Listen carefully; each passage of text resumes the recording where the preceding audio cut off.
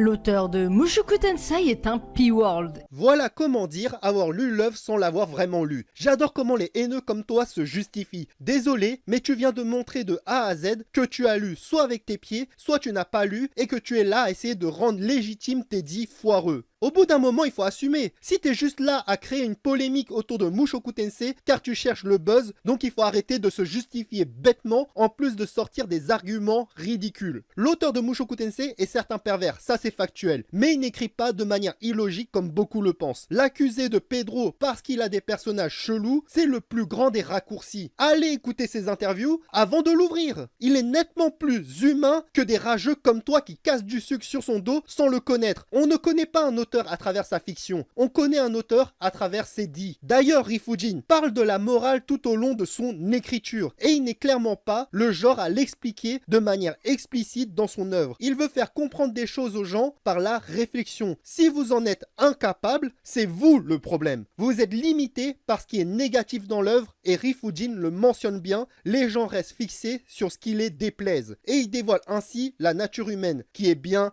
hideuse. Toute l'œuvre de Mushoku Tensei se base sur qu'est-ce avoir une seconde chance et c'est littéralement montrer qu'est-ce une rédemption. Il n'y a pas de rédemption sans crime. Il n'y a pas de rédemption si un personnage est parfait, d'où pourquoi il est imparfait. Ça, on peut dire bonjour à l'écriture. Le début, c'est montrer et dénoncer ce qu'une personne déjà mentalement faible, ayant passé des années exclue de la société et ayant un traumatisme profond, comment il réagit face à une réincarnation. Le naturel, voilà sa réponse. Pas une personne qui change en un clin d'œil. Rudeus est un personnage qui évolue au fil de ses nouvelles expériences comme nous tous. Il est humain. Voilà la profondeur de l'écriture. Dans sa précédente vie, il n'a connu que la fiction. Le japonais est un pervers frustré avec des regrets. Donc bien sûr qu'il va agir en suivant ses envies primaires au début. Mais l'auteur n'allait clairement pas laisser son personnage principal ainsi. Eris a littéralement été écrite et créée pour corriger Rudy à coups de poing. Maintenant que c'est une nouvelle vie, il n'a pas l'âge de sa précédente vie. Et si tu veux parler de sa mentalité, l'âge physique n'équivaut pas à l'âge mental. Suite à son traumatisme au lycée, Rudy est bloqué à l'adolescence pendant plusieurs années, donc il est immature. Je vous invite également à vivre un traumatisme et on verra si vous allez changer de discours. Sinon, lisez des livres et voir ce que ça fait comme conséquence. Un traumatisme n'est jamais sans conséquence. Une personne qui vit dans le négatif ne peut pas être sain d'esprit, donc un déchet ne peut pas devenir un saint du jour au lendemain. Encore une fois, il y a une logique dans l'écriture, mais pour toi, c'est des fantasmes de l'auteur. Et cela montre encore une fois que tu n'as rien lu ou que tu n'as rien compris. Roxy l'a libéré de son traumatisme de plusieurs décennies en montrant le monde extérieur. Et Eris l'a littéralement appris le consentement par la violence. À un moment dans l'histoire, les actes pervers de Rudy ont toujours eu une conséquence négative et je l'ai déjà expliqué dans plusieurs vidéos, je ne vais pas me répéter ici. Allez chercher par vous-même. Dire qu'une relation est banalisée, c'est n'avoir rien compris à l'œuvre et d'oublier aussi son contexte. L'auteur ne veut pas d'une œuvre parfaite et il veut un truc logique par rapport à son univers. Dès l'instant que tu mets un univers de fantaisie et une époque médiévale, il faut oublier la morale de la réalité. Car sinon, on peut sortir beaucoup d'exemples bien plus dégueulasses dans la réalité où la justice française et la morale française ne font rien et laissent passer crème. Je le répète souvent, ça c'est ce que j'appelle de l'hypocrisie mal placée. Surtout si vous n'agissez pas dans la réalité. Et en plus de ne pas savoir qu'est-ce l'écriture. La fiction n'est pas la réalité. Donc il y a naturellement une différence de morale et il faut savoir la différencier. Si vous en êtes incapable, lisez que vos trucs de gamin où tout est rose. Le problème n'a jamais été les gens qui consomment ce genre d'œuvre. Souvent, psychologiquement parlant, ils ont beaucoup plus de morale et ils sont beaucoup plus matures. Le problème, ça a toujours été les gens qui sont incapables de différencier la fiction de la réalité, à croire que la fiction c'est une approbation de la réalité. Dernier tome sorti, le fils de Rudeus qui a 2 ans, et ben il couche avec sa tante